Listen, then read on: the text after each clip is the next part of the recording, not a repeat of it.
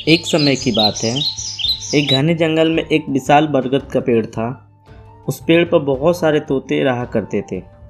वे सभी हमेशा इधर उधर की बात करते थे। उन्हीं में से एक मिठू नाम का तोता भी था।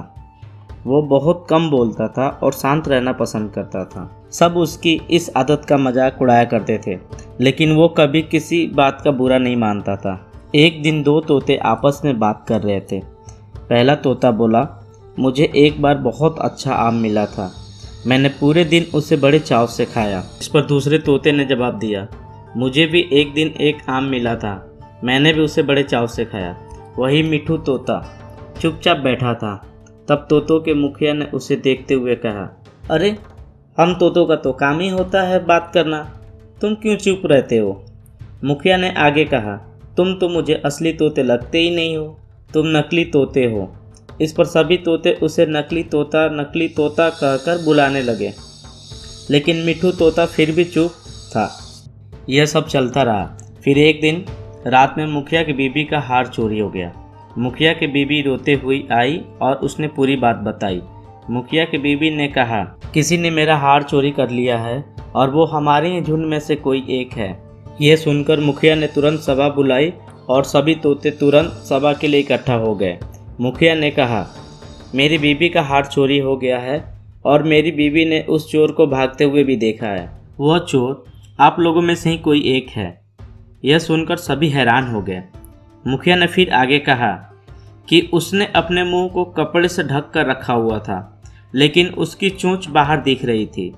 उसकी चोंच लाल रंग की थी। अब पूरे झुंड की निगाह मिठू तोते और बीरू नाम के एक दूसरे तोते पर थी, क्योंकि झुंड में केवल इन्हीं दोनों की चोंच लाल रंग की थी।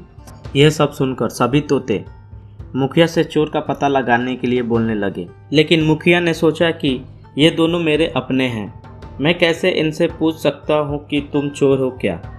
इसीलिए मुखिया ने एक कौवे से इसका पता लगाने के लिए मदद ली। असली चोर का पता लगाने के लिए कौवे को बुलाया गया।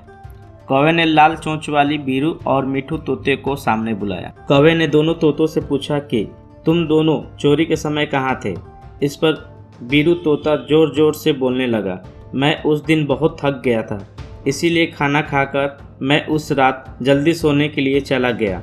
वही मिठू तोते ने बहुत धीमी आवाज़ में जवाब दिया। उसने कहा, मैं उस रात को सो रहा था। इस बात को सुनकर कौवे ने फिर पूछा, तुम दोनों अपनी बात साबित करने के लिए क्या कर सकते हो। इस पर बीरू तोता फिर बड़ी तेज आवाज़ में बोला, मैं उस रात सो रहा था, मेरे बारे में सब जानते हैं। ये चोरी मिठू ने ही की होगी, इसीलिए वो इतना शांत होकर खड़ा है। मिठू तोता चुपचाप खड़ा हुआ था। सभा में मौजूद सभी तोते चुपचाप ये सब देख रहे थे। मिठू तोता फिर धीमी आवाज़ में बोला, मैंने ये चोरी नहीं की है। इस बात को सुनकर कौवा मुस्कुराकर बोला कि चोर का पता लग गया है। मुखिया जी के साथ साथ सब लोग हैरानी से कौवे की ओर देखने लगे।